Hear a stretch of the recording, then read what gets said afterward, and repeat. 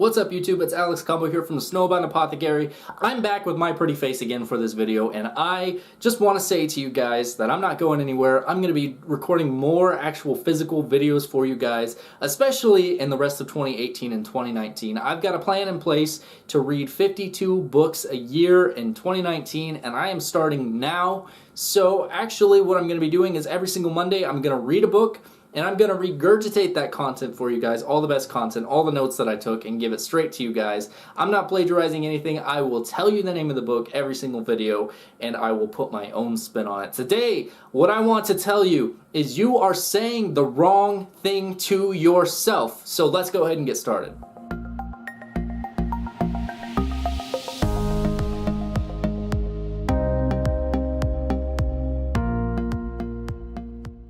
We hear 148,000 no's in our lifetime from the age 0 to the age 18.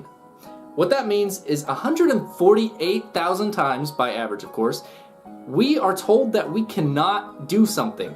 So now all of a sudden our mind starts to think there are all of these things in life that I can't do.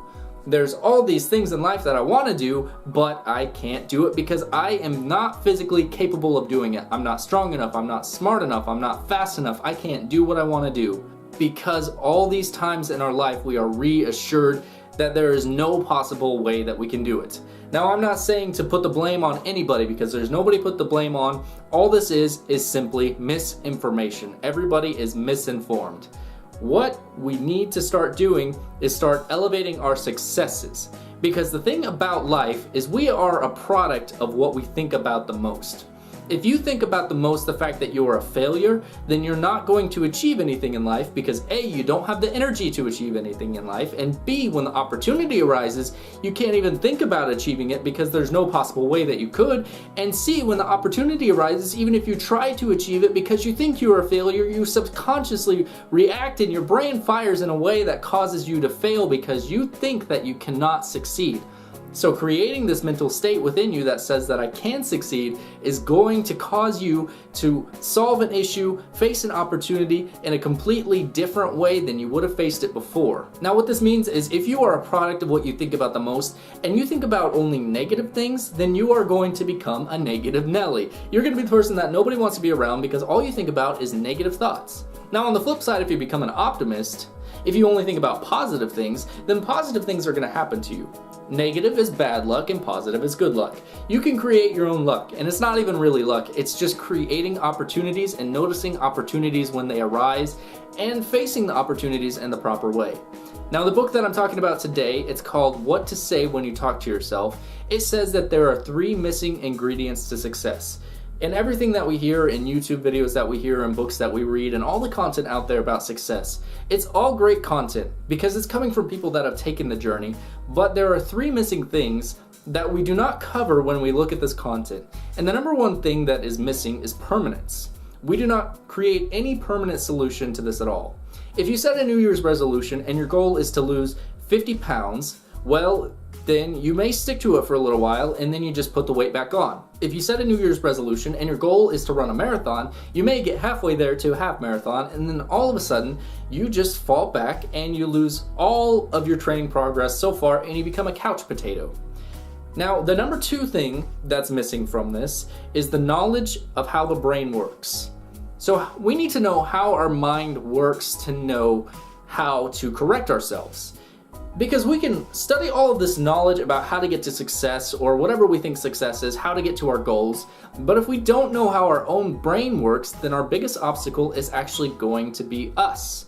So you need to know that the subconscious mind is the most powerful mind that there is right now. When you're just in the grind mode, when you don't know what you're doing, your subconscious mind is going to take over your conscious reality. So you need to start to reprogram your subconscious mind, and that is point number 3 here, is all of this material about success does not give us the direction to reprogram our subconscious mind. We don't know how to do that. It's the same reason why people can be winning tons of money. They can go win a lottery for millions of dollars and then just blow it all because they never reprogram their subconscious mind. They never understood how to save money, how to use money, how to create opportunity with money, and how to ultimately take money to make more money.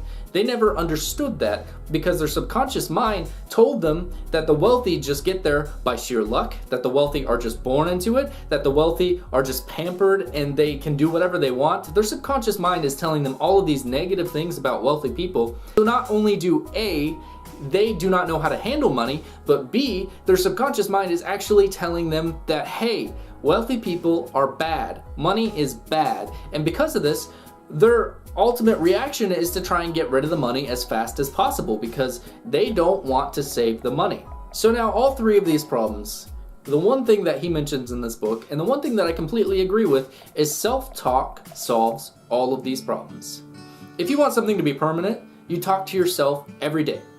If you want to know more knowledge of how the human brain works, you converse with yourself. You ask yourself questions. You say, why do I feel this way about that? Why do I want to make this decision? And if you want to reprogram your subconscious mind, then you just reprogram how you think. And that's exactly what self-talk is. It's reprogramming how you think to create a better reality around you. Now, I love this part of the book. It goes all Yoda, so I'm going to go Yoda on you guys today. And don't mind me looking over at my notes. Programming creates belief. Belief creates attitudes. Attitudes create feelings. Feelings determine actions, and actions create results. So the number one thing that all of this stems from is your internal programming. Because when you are programmed a certain way internally, then that becomes what you believe, the way you perceive the world. That becomes everything that you know and receive around you, and ultimately that changes how you act upon certain situations, and the way that you act upon certain situations determines the result of the situations. So if you're acting in a negative way, then there is no way that you're going to achieve the positive result of success because you are acting in a way that is detrimental to that. So now let's talk about how we reprogram the mind. Self-talk is great. So what you need to do to change your self-talk is you need to change your habits and change your attitudes. That means that if you have a habit of saying, I don't want to get out of bed in the morning, work is going to suck today, you change that habit to saying, man, I can't wait to start today. Work is going to be great today and create tons of opportunities for me to grow. If you have an attitude that is saying that I am depressed, change your self-talk to say, I am happy. I am content with my current situation in life. Change your self-talk to change your habits and your attitudes, and you will start to see different results actually changing around in your life. So take stock of all your thoughts, take stock of all your attitudes, take stock of all your habits, and particularly take note of the 10 most prominent negative thoughts that you have. The 10 self-talk phrases that are the most negative that you say to yourself the most often. Write these down and look at them and try to rephrase them in a positive way. If one of your phrases that you say is, oh, it's a Monday, I hate Mondays, rephrase that to say, Mondays are amazing because Mondays are the days in which I realize how much opportunity I have in front of me for the rest of the week. That phrase is so much more powerful than I hate Mondays. There's so much more to that phrase, and it's specific too. It really cuts down to what it is that gets you excited about Mondays. One of the things that gets you excited about Mondays is it's the start of the week. That means you're starting fresh. That means that there's opportunities waiting to be had for this week. That means that everybody else is going to work, so that means that you can communicate with everybody else that's going to work, and you can solve your problems because the other people that are going to help you solve your problems are also at their desk. So, does that mean Mondays are so bad? Exactly what it's doing is it's completely reprogramming the way that you think about this certain subject. Now, the only way to really do this is to listen to your own self-talk. You have to listen to the things that you say to yourself. Just constantly be attentive and be aware of the things that you say to yourself. It's not always a physical voice or an internal voice inside of your head. Sometimes it's just a feeling that you don't really think of a way to put words to it. I consider that like the deep, dark corners of your subconscious mind. But if you're being attentive, if you're being aware of everything going on, then you could actually bring that voice to the front and bring that feeling to the front and describe how it feels, and then you actually know what you're saying when you are talking to yourself in the deepest, darkest corners of your mind. And once you know what you're saying at that point is when you can start to actually change around what you're saying to yourself. Now, the other thing to do is to look at other people's self-talk. Look at where people are at in their situations based on the self-talk that they have. If somebody says that they're clumsy, notice how they trip. They hit their arm on walls. They don't fully be aware of everything around them, their body, the objects around them. They're clumsy because they're constantly telling themselves that they're clumsy.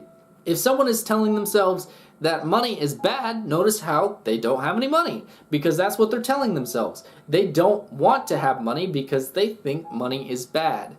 It's just these little things like that. If you change the little things about how you think, if you think money is bad and you change it to say money is good, then slowly you're going to start to notice that you're going to have more money available to you. And it's not always that the money is actually becoming more available to you, but it's the fact that you stop spending all your money because your subconscious mind that's saying money sucks, so I want to get rid of all my money, is gone. So now you're actually creating more money for yourself. Now, in order to do this effectively, you have to listen to the old phrases that you use and take note of the old phrases that you use. And like I said, just try to reword them and cause them to be more positive. Now, one thing that you'll notice is that if you turn the radio on, which I'm sure most people turn the radio on, or if you're watching a YouTube video and there's an ad, then the ad tries to create your self-talk for you. And you, as a leader, you should be able to create your own self-talk, and you should not be completely influenced by these ads because you understand how your mind works and you create the self-talk within your own mind. So promotions, they don't affect you because you are a leader and you know what you want and you are talking to yourself, and your mind is not receiving its chatter from outside. Now, changing everything internal starts to change everything external. So because of this, you can start to listen to success videos, you can start to listen to people that are talking about how they got to success, all their strategies for success, and with your new attitudes, with your new mindsets, you can actually start to apply what they say and keep it applied to you just because you are your biggest fan. You're telling yourself you're the greatest. You're telling yourself that you're awesome, and you're telling yourself that you have what it takes within you to be successful. But when it comes to self-talk, you have to be specific. You have to talk about the problem, and you have to talk about the solution as specific as you possibly can. So if you have a problem with overeating, try saying something to yourself like, I am in full control of everything that goes on my fork and everything that goes in my body. I am in full control of all of the motions of my hand, all of the motions of my mouth, and all of the thoughts that go through my mind. I do not overeat because I am in control of everything that is going in my body.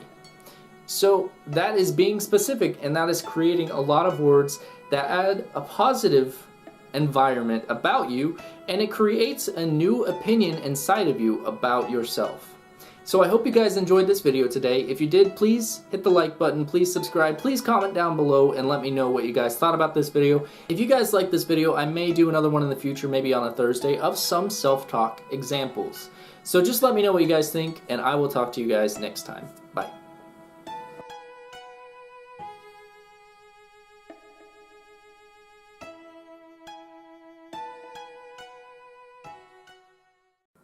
You're staring. Sorry, I'll go back over my cover.